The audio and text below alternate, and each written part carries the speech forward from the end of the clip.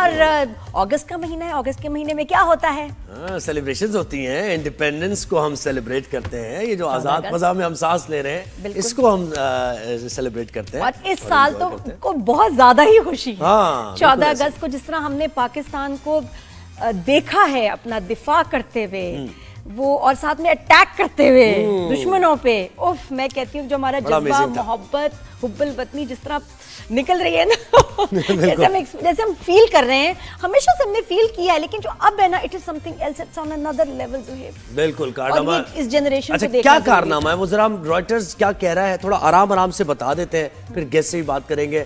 پاک بھارت جنگ میں بھارتی رافیل گرائے جانے پر برطانوی خبر رساں ایجنسی رائٹرز کا آپ سب نے نام سنا ہوگا. اتنی یعنی اس سے زیادہ اوتھینٹک فوٹیجز یہاں سے ملتی ہیں, ان کی رپورٹس اوتھینٹک ہوتی ہیں, تو رائٹرز نے بھی تفصیلی رپورٹ جاری کی ہے. اچھا وہ رپورٹ کیا ہے ذرا سنیں آپ. رپورٹ میں ہر پہلو سے مارکے پر غیر جانبدار ہو کر بات کی گئی ہے. جنگ میں بڑے مالی نقصان پر اب تک بھارت حکومت نے کھل کر اقرار تو نہیں کیا ہے, مگر اس رپورٹ نے کچھ چھپایا نہیں ہے اور سب کچھ بتایا. رائٹرز نے دوسری عالمی جنگ کے بعد خطرناک یہ فضائی مارکہ اس کو قرار دیا ہے, اور رپورٹ میں مئی کی 7 کو لکھا گیا کہ رات کو پاکستان ایئر فورس کے ریڈار پر بھارتی طیارے نمودار ہوئے.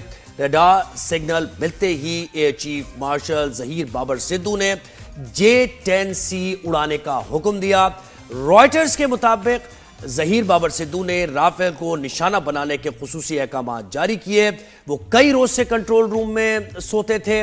2 گھنٹے پر محیط لڑائی ہے, اور رائٹرز کہہ رہا ہے طویل فضائی لڑائی میں دونوں جانب سے لڑاکا طیاروں نے حصہ لیا, اور ماہرین کا اندازہ ہے کہ یہ دہائیوں بعد ہونے والی سب سے بڑی فضائی لڑائی تھی.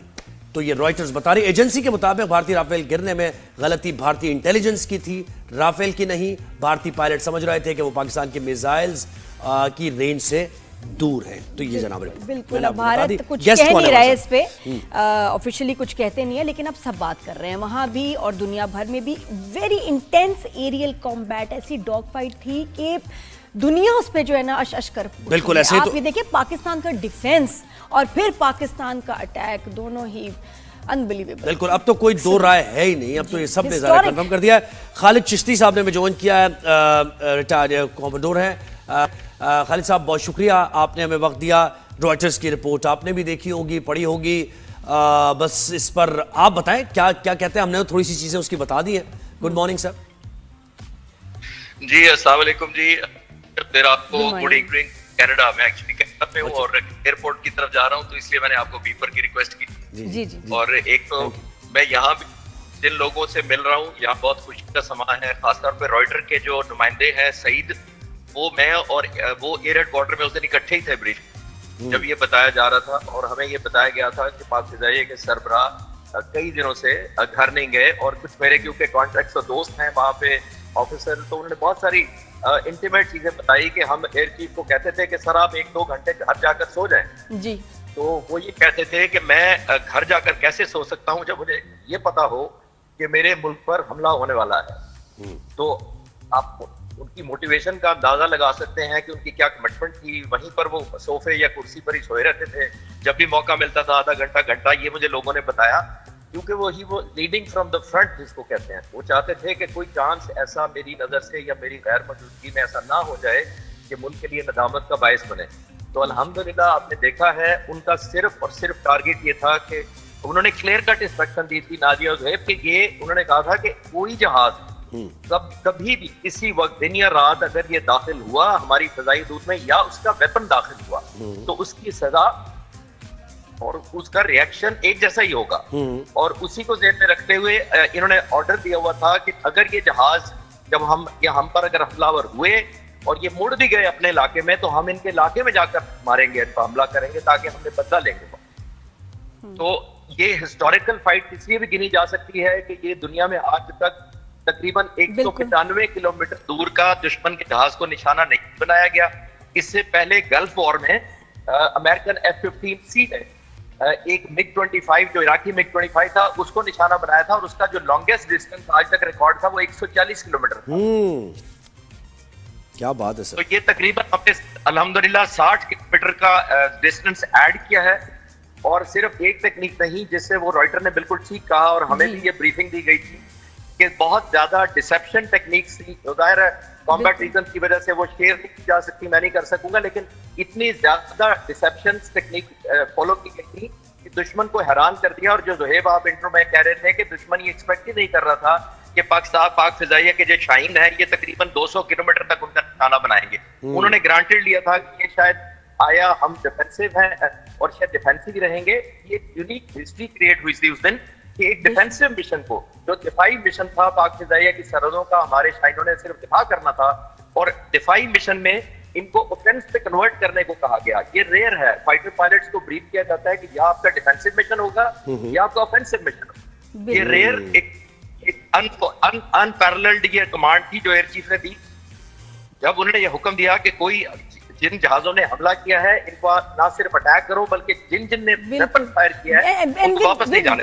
کلیئرٹی ایک دم. ویسے مجھے بہت اچھا لگا کہ رائٹرز نے ہمارے ایئر چیف سر بابر کا جو ہے مینشن کیا, ان کے بارے میں بات کی, اور ان کے لیے ویسے ہی مشہور ہے کہ یہ جو ایریل کمبیٹ ہے اس کی اسٹریٹجی میں اور ٹیکنالوجی, جتنی ایڈوانس ٹیکنالوجی اس میں, وہ ہی از اے جینیس. جی ماریا بالکل آپ نے ٹھیک کہا کہ وہ میں 3.5-4 سال سے ان کا دیکھ رہا ہوں. ہر ایئر فورس چیف ظاہر اپنی اپنی سمجھ اور ویژن کے حساب سے کنٹریبیوٹ کرتا ہے, لیکن جتنا ٹیکنالوجیکل ایڈوانسمنٹ میں پاک فضائیہ میں کام ہوا ہے, ٹیکنالوجی تو اب بالکل وہ 50-50 ہو گیا نا. ایک طرف تو ایریل کمبیٹ ہے ہی, ٹیکنالوجی اس کا کتنا اس میں ہاتھ ہے آپ کا, وہی ڈیفینس سسٹمز اتنے کمپلیکیٹڈ سب چیزیں ہیں کہ کمال ہے, اور اس میں ہی از اے جینیس. زبردست بات ہے. جی دوسرا ماریا نادیہ سر نادیہ کہتے ہیں تو بہت اچھا لگے گا. نادیہ کہتے ہیں تو اچھا لگے گا. نادیہ وہ ہم ایکچولی نوٹ کریں کہ ہم نے ایک نئی کوائن کی ٹرم جس کو ہم ملٹی ڈومین آپریشن کہتے ہیں. ملٹی ڈومین آپریشن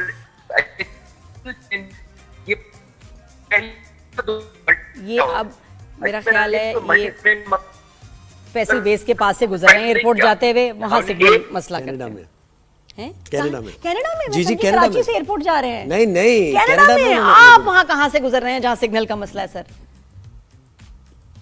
ہیلو نہیں اب کینیڈا میں ابھی ٹھیک